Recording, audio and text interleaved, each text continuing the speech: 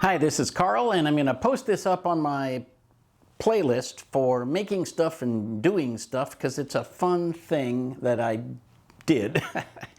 I got a note from my daughter that said, "Hey, can you make one of these baby busy boards?" And I'm like, I don't know what that is. So I Googled it and I looked and saw pictures and I said, I can totally do that, right? So a busy board is basically an activity board that's got lots of different things that can help kids to learn some of their gross motor skills. It's got textures, it's got experiences, so it sort of gives them something to do and sort of kickstarts their brain like, oh, this looks like fun, and they can do a variety of different things and learn a few motor skills along the way. Emma is going to be 1 in a month, so I needed to create a board with sort of larger objects that she can manipulate and so forth. And there's a lot of stuff that I found. I was like, oh man, that's great for a 2-year-old. That'll be great when she's 4, right? I thought about one that I could make that was all full of magnets and stuff. It's like, okay, good. That's good for a kid who's not going to put everything in her mouth, right? And then I thought another one would be all Velcro items, right? But again, you got to have like the ability and dexterity to do certain things. So anyway, so I came up with some stuff past the big picture by my daughter, who said, yes, let's go ahead and make that. So then I started to make the project, and that's what this video is about, kind of like walking through what some of these objects are and what they do. I did want to give some notes about making the actual board. So this is huge, right? This is a good sized board because the space it's going into, there's currently a blackboard that I made, and it'll be great for her to be able to have it mounted on the wall so she can't pull it down and so forth. But a little bit later, we'll put it on the floor, and that way she'll be able to reach everything. Right now, she probably can't reach all the stuff up to here unless she's standing on something, but shortly she will be able to reach everything on the board. Right? So the top didn't need to have activity stuff up here. The board itself, I used MDF, which is a board you can get at any of the big box, lumberyard type places. And I started with a particle board, but I didn't really like the texture. The paint is actually a paint that I found at Home Depot in their scratch and dent department, a mismatched paint. I don't know if you can see the color, but it's this weird, I don't know, it's not yellow, it's not orange. I don't know what they call it, parfait. I grew up poor with 8 crayon colors. So I don't know what color this is, but it's a nice, pleasant color. It's not hard on the eyes. And the mismatched paint, Bear Premium Plus, blah, blah, blah, was $2, right? So always go by that part of the paint department if you're looking for something. A lot of the colors are not very good, but every once in a while you'll find something and you think, oh, I can actually make stuff and I would actually use that paint. I don't have to retint it. I don't have to do anything except mix it up. Then I discovered a lot of the videos. Of course, I went down the rabbit hole of looking for videos on this. Discovered DollarTree. So we used to have a DollarTree about 3 miles from my house, and it was basically a junk store. It was horrible and disheveled, and just, I think they've never actually thrown anything away, whether it was broken or not. They went out of business when the 99-cent store went out of business, but then Dollar Store moved into a mile from my house what used to be the 99-cent store, and that store is new and beautiful and well lit and full of great stuff. So as we approach 2025, DollarTree is absolutely worth your time and trouble. So I got this tape, which is reflective and beautiful, at the dollar store. Everything at the dollar store is now $1.25 or $5. So that was cheap. This is actually a hamburger press, and I painted the middle. I just spray painted it. Stretchy thing, that's a cable tie. This chain comes off. So this was from Home Depot, 81 cents a foot. So well, I bought a foot. And that is something that early on she will just pull down and do things like that. If she takes it off, that's fine. She can put that in her mouth. She's not swallowing that, so it'll be fine. This was laying around. Now, a lot of people will start their video by saying, oh, I had all this stuff laying around. Bullshit! Excuse me. that statement lacks verisimilitude. You're not going to have all this stuff just lying around. You're going to have some of it just lying around, but not all of it. So different activities. Now, this is my favorite, the doorstop. Not only is it fun and educational, but it makes noise. And it rattles the entire board. So my guess is she's going to get a lot of use out of that. I did make, and I'll focus in on it, I made the car myself because I have a scroll saw and it's what old men do. And I decided not to put the other piece of the magnetic closer because the magnet from the doorknob actually is enough to hold it closed. And if I put the other magnet on there, I don't think a one-year-old would be able to open that because it's so small. There's not enough leverage to be able to open that. But maybe when she gets older, I'll reuse it somewhere else. And then things like the door lock. My favorite thing, to be honest with you, I got at a local thrift store a used rolling pin that rolls very nicely. The mounting brackets for the rolling pin, for those of you who are handy people around the house, those are the bolts that come with the system for bolting your toilet together. So you may recognize those. Obviously, these are clean and unused, so you know they were fresh, wrapped in plastic, and they work really well. And they're nice and thick and round. And I didn't have to do anything to the handle on the bowling pin that fit right through there. Obviously, had to run it through the MDF. So I painted the background, and then I sort of laid things out and had Victoria approve more or less the big picture. Now, some things like the lights, which I love this little DollarTree flashlight, is very bright. I literally had to put foam tape on the back of that thing so it's not so bright. Some of these lights that you get are just way, way too bright, especially if a kid's not going to know not to look straight into it, and you can hurt your retina, and a little baby will certainly hurt their retina. So be careful with the flashlights and don't get the ones that are super, super crazy bright. There are things like this brush that is made for brushing out carpets in case you got a bunch of dogs, you want to brush out the dog hair. I cut it in half just because it's a fun feel and it's got a nice texture to it, right?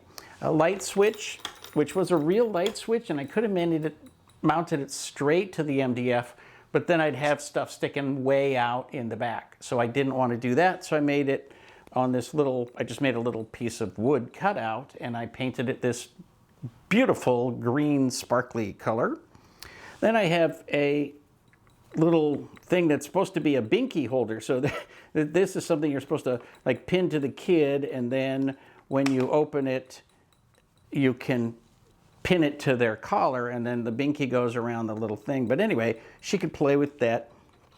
The black strip with the little round dots is a shim from Construction Work. So that's just a set of shims. You can buy a whole package of those at Lowe's or Home Depot for, I don't know, cheap, like a couple bucks. The bolts, oddly enough, one of the most expensive things on this board is the set of the bolt and nuts and the washers, where I just took a carriage bolt, which is nice and round and smooth, and you're not going to hurt anything with that, and then put some washers. So you get the washers, and the kid can play with all of that. So that's pretty fun. The big greenish, yellowish push button, I did not enable the sound on this. It's got a nice sound.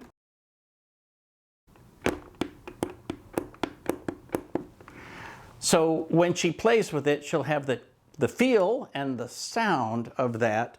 But when I took out the little stopper and you could hear the sound it actually makes, it's just this horrible like sound that doesn't stop. If it stopped every time you took your finger off, that would be fine. But it doesn't. It's one of those electronic things that it begins playing something that lasts way too long for any adult to put up with. So we're going to just disable that, and the texture and the feel and the whatever, it's fine the way it is. One of the things that I chopped the end off so that there's a shorter one with just the gray and white piece that can be on another board for my daughter. This is a broom holder, right? So a little broom gets stuck in there, but it's great to pull in and out and you know, play with. And if you want to stick something in there, you can. And then the little white thing locks up. I'm not entirely sure what the point of that is, but it's got a nice feel and it's got a nice sound. So that's fun for a kid to play with. The calculator actually works, $1.25, DollarTree calculator. Yeah, they had a smaller one that was blue, but this one's big enough. The kid can see the numbers and she can push the numbers, and may not be able to do a regression by hand yet, but you know, give her another month, right? And then when she gets older, we'll get her a smaller calculator. One of the funner things to play with, and you know this as an adult, is the little thing that goes on the back of your phone.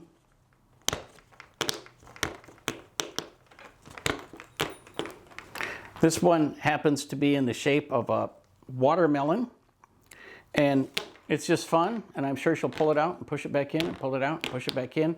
Now, nothing on this board is a choking hazard, and that's super important. If something comes off, if there is some piece that comes off, it'll get taken away and either glued on or attached differently or thrown away. But I don't think there's any choking hazards on this board as it is built now. The chain, which is just a lamp chain, these vary dramatically in price. This one happens to be part of a set of two. The other one looks like a fan, right? So it's the light bulb and the fan chains for your set. It was cheaper by the inch than most of the others. These are super long, so that meant that it was long enough for a kid to wrap around her neck. So that's actually got a piece that goes through the other side of the board and is bolted in place, so she cannot pull that out under any circumstances. And that's fine. That's the way we want it to be. I have a couple of carabiners on here, one on the right, which is just part of a keychain. And that's one that someday when she figures it out, she can open that. She may be able to take that off. Again, not a choking hazard, but fun to play with. And other things can go inside the carabiner, including the chain, as well as this little silver looking thing that I put over by the toothbrush or paintbrush handles. So that's literally just a flange, a piece that goes onto some potential plumbing project. And I don't know, it's been sitting in my garage forever, you know, in the pile of things you're going to use someday. Ha ha! Sometimes that actually comes true. Anyway, that can be taken out of that once she has the dexterity, and then that can be put on other things on the board and or played with separately or whatever. It can, almost anything can happen with it. Now, there's other things that might go onto this board. I have a little piece of a set of Velcro things to zip and unzip, and then I have an actual zipper to zip and unzip. And I think that might be for a slightly older kid, or I'm going to make a smaller board with other things on it for my daughter to have at her house, and might even make a portable one and let her take that as any place she goes. Part of the thing you have to remember about mounting things on the board is that you got to make sure that things don't stick out the back. You either need to protect it somehow or make sure that nothing sharp is sticking out the back. In a perfect world, not very many things would stick out, and they wouldn't stick out very far. This is 1/4 inch MDF. I think if I could find something that was about 3/8 or 1/2 an inch, that would be a better thing. Probably 1/2 an inch if I can get to it. The problem is you got to balance the price with the value of what you're getting, and something that's 1/2 an inch, I could use a lot more attachments that are actual just wood screws that go in and don't come out the back end. So, you know, instead of using bolts, I would use wood screws.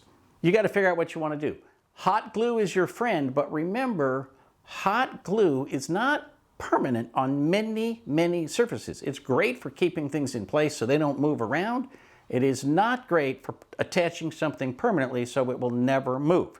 The wood on the sides of this car is glued in place with wood glue. It will be there when I have been eaten by worms. It will be permanent on this board. So if there's another board with a car on it, trust me, it will be a different car.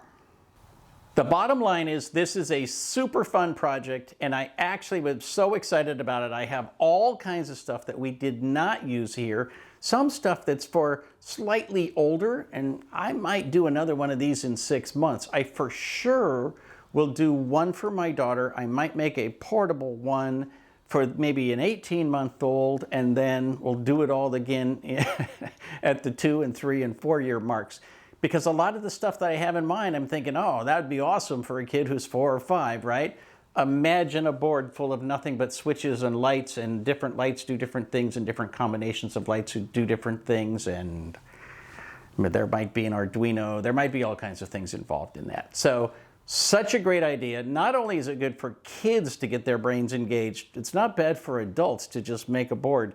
You can throw out your fidget spinner and just spend half an hour standing at the board playing with things that make noise. I would love to have your comments and questions down below. This is Carl Polachuk wishing you the best of luck in everything you do.